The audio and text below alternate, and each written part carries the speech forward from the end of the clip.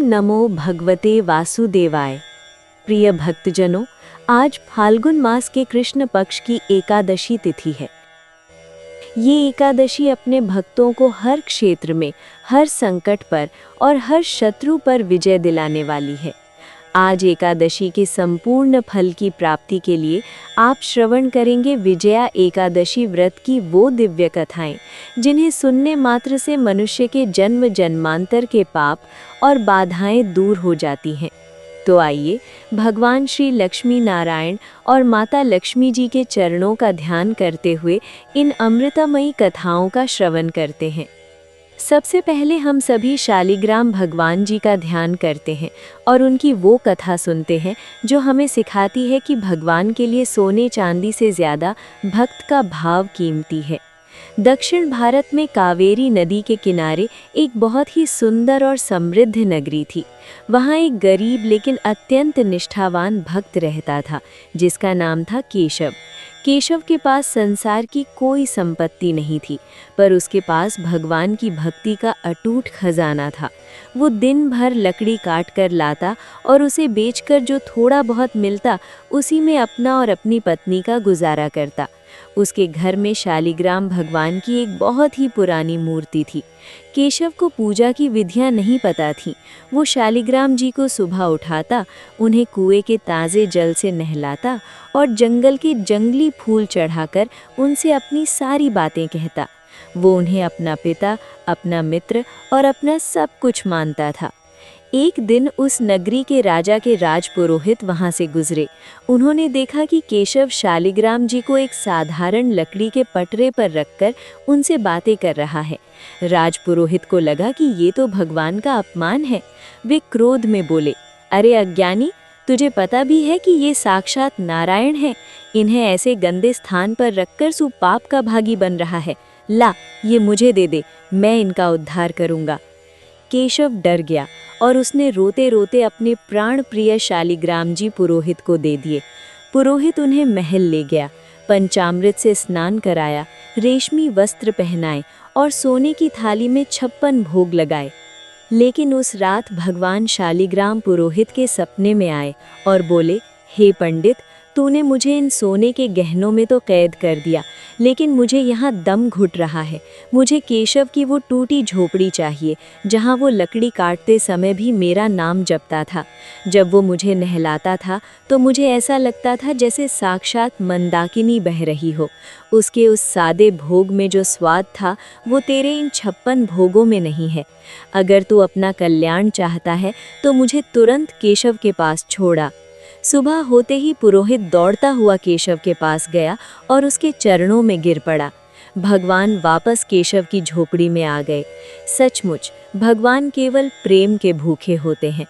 अब श्रवण कीजिए विजया एकादशी की मुख्य कथा, जिसे स्वयं भगवान श्री कृष्ण ने अर्जुन और युधिष्ठिर के संवाद के रूप में संसार को बताया था। धर्मराज युधिष्ठिर ने पूछा, हे जनार्दन, फाल्गुन मास के कृष्ण पक्ष की एकादशी का क्या महत्व है? इसकी विधि क्या है और इसके करने से क्या फल मिलता है? भगवान श्री कृष्ण बोले, हे युधिष्ठिर, ये एकादशी अत्यंत प्राचीन और पवित्र है। ये व्रत राजाओं को विजय और सामान्य मनुष्य को मोक्ष देने वाला है। इसके बारे में नारद जी ने ब्रह्मा जी से पूछा था। तब ब्रह्मा जी ने कहा था कि जो फल बड़े बड़े यज्ञों से नहीं मिलता, वो विजया एकादशी के व्रत से मिल जाता है। त्रेता युग की बात है, जब मर्यादा पुरुषोत्तम भगवान श्री रामचंद्र जी को 14 वर्ष का वनवास हुआ, तब वे माता सीता और लक्ष्मण जी के साथ पंचवटी में रहने लगे। वहाँ से दुष्ट रावण ने माता सीता का हरण कर लिया। इस विरह में व्याकुल श्री राम माता सीता की खोज करते हुए ऋष्यमुख पर्वत पहुँचे और हनुमान जी व सुग्रीव से मित्रता की। जब वे वानर सेना के साथ लंका पर आक्रमण करने के लिए समुद्र तट पर पहुँचे, तो सामने विशाल समुद्र बाधा बनकर खड़ा हो गया। लक्ष्मण जी ने देखा कि प्रभु श्री राम थोड़े चिंतित हैं। लक्ष्मण जी बोले, हे रघुकुल शिरोमणि, आप तो सर्वज्ञ हैं, फिर भी एक लीला के नाते आप चिंतित दिख रहे हैं। यहाँ से आधा योजन की दूरी पर वकदालभ्य मुनि का आश्रम है। वे बहुत बड़े तपस्वी हैं, हमें उनसे समुद्र पार करने का उपाय पूछना चाहिए। श्री राम मुनि के आश्रम पहुँचे और उन्हें प्रणाम किया। मुनि ने प्रभु को देखते ही पहचान लिया और बोले, हे राम, आप तो साक्षात विष्णु हैं, आप यहाँ क्यों आए हैं? श्री राम ने अपनी पूरी व्यथा सुनाई और समुद्र पार करने का उपाय पूछा। तब मुनि ने कहा, हे राम, आप फाल्गुन मास के कृष्ण पक्ष की विजया एकादशी का व्रत कीजिए। दशमी के दिन एक वेदी बनाएं, उस पर 7 अनाज रखें और एक स्वर्ण या मिट्टी का कलश स्थापित करें। एकादशी के दिन निराहार रहकर भगवान नारायण का पूजन करें और रात भर जागरण करें। द्वादशी के दिन उस कलश को ब्राह्मण को दान कर दें। इस व्रत के प्रभाव से समुद्र आपको मार्ग देगा और आपकी विजय निश्चित होगी। भगवान श्री राम ने अपनी पूरी वानर सेना के साथ इसी विजया एकादशी का व्रत किया। इस व्रत के प्रताप से समुद्र ने अपनी मर्यादा छोड़ दी और नल नील को मार्ग दिया। श्री राम ने लंका पर चढ़ाई की, रावण का वध किया और माता पौष के कृष्ण पक्ष की सफला नामक है। शुक्ल पक्ष में होए पुत्रदा, आनंद अधिक रहे। ओम जय एकादशी माता। नाम षटतिला माघ मास में कृष्ण पक्ष आवे। शुक्ल पक्ष में जया कहावे, विजय सदा पावे। जय एकादशी माता। विजया फाल्गुन कृष्ण पक्ष में शुक्ला आमल की। पाप मोचनी कृष्ण पक्ष में चैत्र महाबल की। ओम जय एकादशी माता। चैत्र शुक्ल में नाम कामदा, धन देने वाली। नाम बरूथनी कृष्ण पक्ष में वैशाख महावाली।